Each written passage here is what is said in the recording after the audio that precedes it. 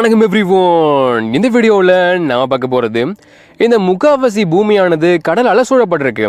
So நிலத்தில் வாழ்கிற விலங்குகளை விட கடலில் வாழ்கிற விலங்குகள் தான் ரொம்ப அதிகம். எந்த அளவுக்கு அதிகம்னா கடலில் வாழ்கிற இன்னும் 80% விலங்குகளை கண்டுபிடிக்கவே இல்லை. அந்த அளவுக்கு ஆழ்கடலானது ரீச் பண்ண முடியாத மர்மமானதாக இருக்குது. ஸோ இந்த வீடியோவில் சூரிய ஒளியை எட்டி பார்க்காத மர்மமான ஆழ்கடலில் வாழ்கிற 7 விலங்குகளை பார்க்க போகிறோம்.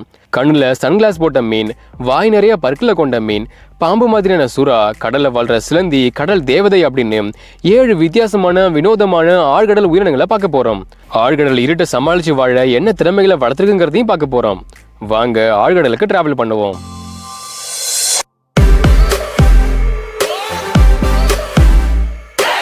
சன்லைட்லேருந்து நம்ம கண்களை பாதுகாக்க சன் கிளாஸஸை நம்ம யூஸ் பண்ணுவோம். ஆனால் இங்கே ஒரு மீன் என்னடான்னா சூரிய ஒளியை அப்சர்வ் பண்ணுறதுக்காக கண்ணில் கண்ணாடியே போட்டிருக்கு. ரொம்ப வித்தியாசமாக காட்சியளிக்கிற இந்த பேர்லே ஃபிஷ் தான் அது. அட்லாண்டிக், பசிபிக், இந்திய பெருங்கடல் போன்ற கடல்களோட 1300லேருந்து 8000 அடி ஆழமான கடல் தண்ணீரில் பேர்லே ஃபிஷ் வசிக்குது. ஸோ இவ்வளோ ஆழத்தில் சூரிய ஒளி ரொம்ப கம்மியாக இருக்கும். சில இடங்களில் சுத்தமாக சூரிய ஒளியே இல்லை. அப்போ கிடைக்கிற அந்த கொஞ்சோண்டு சூரிய ஒளியை பயன்படுத்திக்க தான் இது இப்படி வடிவமைக்கப்பட்டிருக்கு. டிரான்ஸ்பரண்டான கண்ணாடி மாதிரியான தலைக்குள்ள ஒரு திரவம் நிரப்பப்பட்டு பச்சை கலர் குண்டு பல்பு மாதிரி 2 கண்கள் அமைச்சிருக்கு. கண்கள் மேல் நோக்கி பொருத்தப்பட்டிருந்தாலும் முன்னோக்கியும் பார்க்க முடியும். இது வேட்டையாடுற பெரும்பாலான இரைகள் வெளிச்சத்தை வெளியிடுற இரைகளாக இருக்கு. ஸோ அந்த வெளிச்சத்தை அப்சர்வ் பண்ணி இரைகளை கண்டுபிடிக்கவும் கிடைக்கிற கொஞ்சோண்டு சூரிய ஒளியை அப்சர்வ் பண்ணி தெளிவாக பார்க்கறதுக்கும் இந்த 2 பெரிய பச்சை நிற கண்கள் பயன்படுது.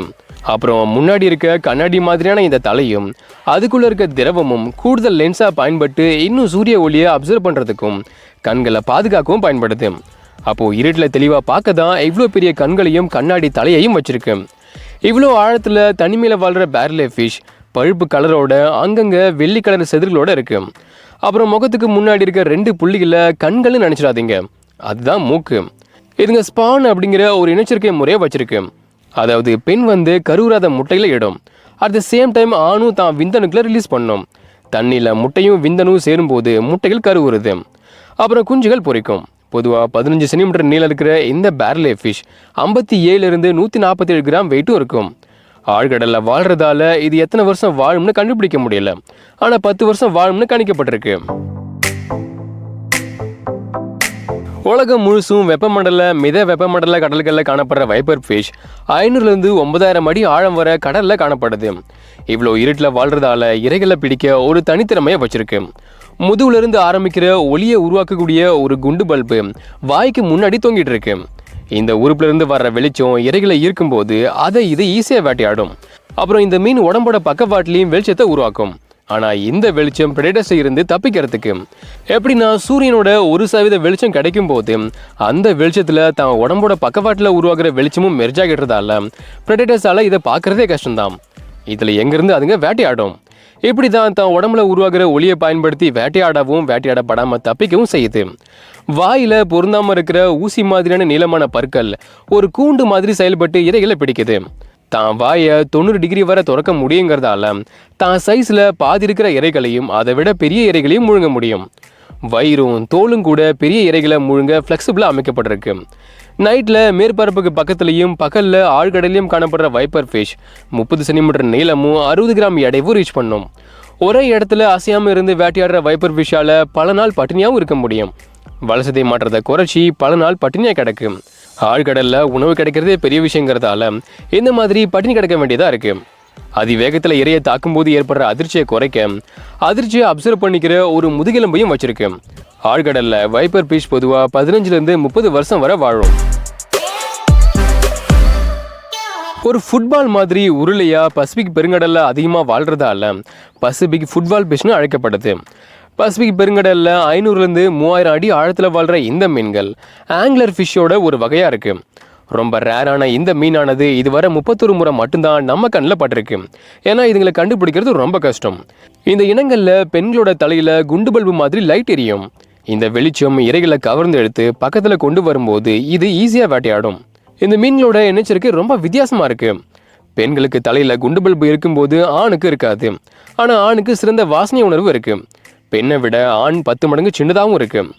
ஏன் இப்படியெல்லாம் இடக்க முடக்கா இருக்குன்னு பார்த்தா ஒரு காரணமாக தான் இருக்குது. அந்த காரணம் தான் இனச்சேர்க்கை. ஆழ்கடலில் ஒரு பொண்ணை கண்டுபிடிக்கிறது ரொம்ப கஷ்டம். அப்படி கண்டுபிடிச்சா அதை பிரியவே கூடாதுங்கிறது தான் ஆணோட பாலிசி. ஸோ ஒரு ஆண் என்ன பண்ணுதுன்னா வாசனை உணர்வு மூலமாக பெண் வெளியிடுற ஹார்மோனை ஸ்மெல் பண்ணி ஒரு பொண்ணை கண்டுபிடிக்கும். அப்புறம் அந்த பொண்ணை தான் வாயால் கடிச்சு ஒரு நொதியை ரிலீஸ் பண்ணி தான் உடம்போட ஒரு பகுதியாகவும் பெண்ணோட உடம்போட ஒரு பகுதியாகவும் உருக்கி ரத்தம் சதையுமா பெண்ணோட வாழ்நாள் முழுசும் உடம்பா இணைஞ்சிருக்கும். எப்பெல்லாம் பெண் முட்டையில் ரிலீஸ் பண்ணுதோ அப்பெல்லாம் இந்த ஆண் தான் விந்தணுக்களை ரிலீஸ் பண்ணி முட்டையில் கருவுற செய்யும். இப்படி பெண்ணுக்கு தேவையான விந்தணுக்களை ஆண் தொடர்ந்து வழங்கிக்கிட்டே இருக்கும். அட் த சேம் டைம் ஆணுக்கு தேவையான ஊட்டச்சத்து பெண்ணோட உடம்புல இருந்து கிடைக்கும்.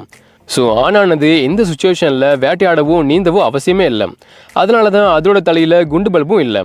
இப்படி பெண்ணோட உடம்புல ஆண் உயரமாக உட்காந்து சவாரி பண்ணுறதால காலப்போக்கில் ஆணோட சில உடல் உறுப்புகள் செயல் எழுந்துடும். ஆனாலும் உயிரோடு இருந்து தொடர்ந்து விந்தணுக்களை வழங்கிக்கிட்டே இருக்கும். இந்த மாதிரி ஒரு பெண்ணுக்கு மேலே 1க்கு மேற்பட்ட ஆண்கள் வாழ்நாள் முழுசும் இணைஞ்சிருக்கும். 38 சென்டிமீட்டர் நீளத்தையும் 2.5 கிலோ எடையும் ரீச் பண்ணுற இதுங்க பொதுவாக 25லேருந்து 30 வருஷம் வரை வாழும். சுறாக்களை நமக்கு தெரியும், பாம்புகளையும் நமக்கு தெரியும். அப்போ ஒரு சுறா பாம்பு மாதிரி இருந்தால் எப்படி இருக்கும்? அதுதான் இந்த ஃப்ரில்டு ஷார்க். 6 அடி நீளத்தை அடைகிற இந்த சுறா கிட்டத்தட்ட ஒரு பாம்பு மாதிரி இருக்கு. பசிபிக் அப்புறம் அட்லாண்டிக் பெருங்கடலில் காணப்படுற ஃப்ரில்டு ஷார்க் கடலில் 4000 அடி ஆழம் வரை காணப்படுது. அடர் பழுப்பு சாம்பல் நிறத்தில் காணப்படுற இந்த சுறாக்கள் கோண வடிவ உடலோட திரிசூல வடிவத்தில் 300 பற்களை வச்சிருக்கு. இது வழுக்கிற இரைகளை சுலபமாக பிடிக்க பயன்படுது. வாயை பெருசாக துறக்க முடியுங்கிறதால மற்ற சுறாக்கள் மாதிரி இல்லாமல் தங்களை விட பெரிய சைஸ் இரைகளையும் முழுசாக முழுங்குது. இந்த சுறாக்கள் வாழும் புதைப்படிவங்களாக கருதப்படுது. ஏன்னா கடந்த 8 கோடி வருஷங்களாக உடம்புல எந்த பரிணாம மாற்றங்களும் ஏற்படாமல் ஒரே மாதிரியே இருக்கு. எந்த முதுகெலும்புள்ள உயிரினங்கள்லையுமே ஃப்ரில்டு ஷார்க்கு தான் மிக நீளமான கர்ப்பகாலத்தை வச்சிருக்கு. கர்ப்பகாலம் 42 மாசமா இருக்கு. தங்களோட இரைகளை பதுங்கிருந்து தாக்குற இந்த சுறாக்கள் கிட்டத்தட்ட 25 வருஷம் வரை வாழுது.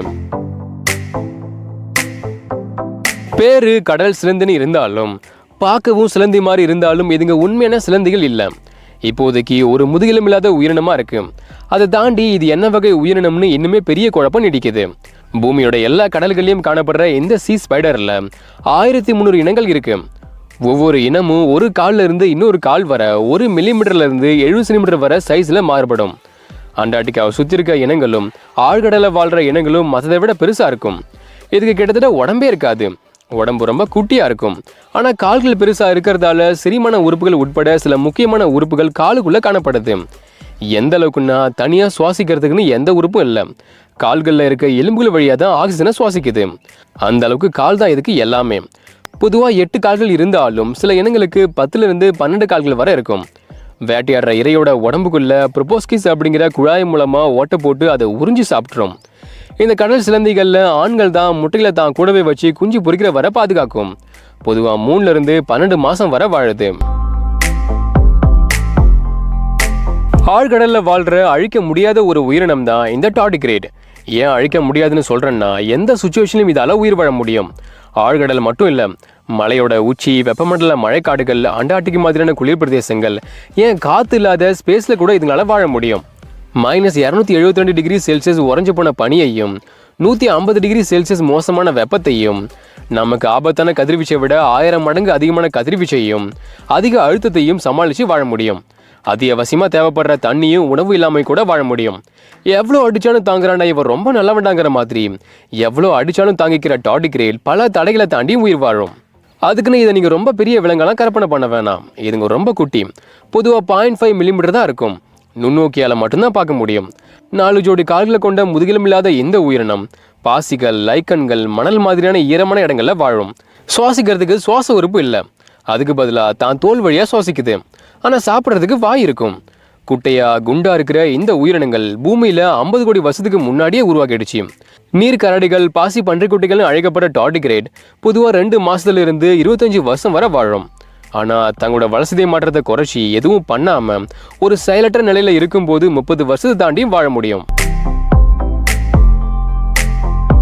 கட்டுக்கதைகள்லையும் புராணங்கள்லையும் அனிமேஷன் மூவிஸ்லையும் ஹாலிவுட் மூவிஸ்லையும் கடல் கன்னி கடலில் இருக்கிறத நம்ம பார்த்துருப்போம்.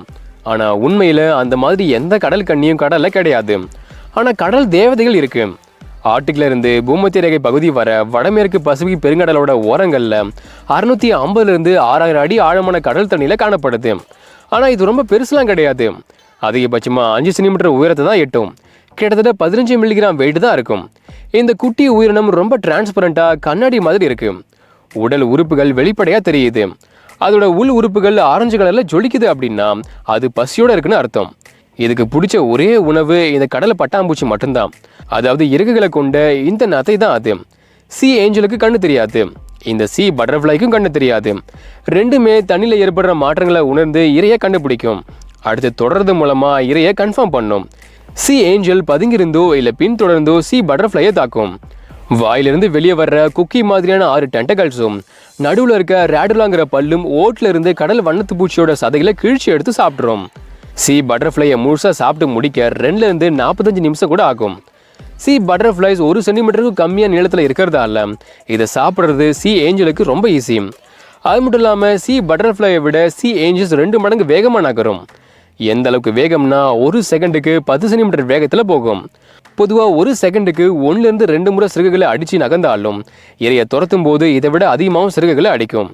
சி ஏஞ்சல்ஸ் இரு பாலின உயிரினங்களாக இருக்குது. அதாவது ஒரு சி ஏஞ்சலுக்கு ஆண் பாலின உறுப்பு, பெண் பாலின உறுப்பு அப்படின்னு 2மே இருக்கும். பல மணி நேரம் நடனம் மாதிரியான இணைசேர்க்கையில் இணை சேரும் போது 2மே விந்தணுக்களை ஷேர் பண்ணிக்கிறதால 2மே பிரெக்னன்ட் ஆகி முட்டைகளை போடும். சி ஏஞ்சல்ஸ் கடல் நத்தையோட குழுவை சேர்ந்ததா இருக்கிறதால முட்டையிலிருந்து வெளியே வர லார்வாக்கள் ஓட்டோட தான் இருக்கும். ஆனால் சில நாட்கள் ஓடு கழண்டு விழுந்துடும். சி ஏஞ்சல்ஸ் பிறக்கும் போது ஆணா இருந்தாலும் வளர வளர பெண் பாலின உறுப்பும் வந்துடும். பொதுவாக 1லேருந்து 2 வருஷம் வரை வாழுது. ஓகே, இதோட இந்த வீடியோவை முடிக்கிறது நான் உங்கள் ராமக்கண்ணன். இந்த வீடியோ பிடிச்சி லைக் பண்ணுங்க, ஷேர் பண்ணுங்க. நான் சொன்ன 7 டீப் சி கிரியேச்சர்ஸ் பற்றியும் இந்த வீடியோவை பற்றியும் உங்களோட கருத்துக்கள் என்ன அப்படின்னு கமெண்ட் பண்ணுங்க. மறக்காம போய் ஒரு சேனல் சப்ஸ்கிரைப் பண்ணுங்க. நெக்ஸ்ட் வீடியோவில் மீட் பண்ணலாம். தேங்க்யூ.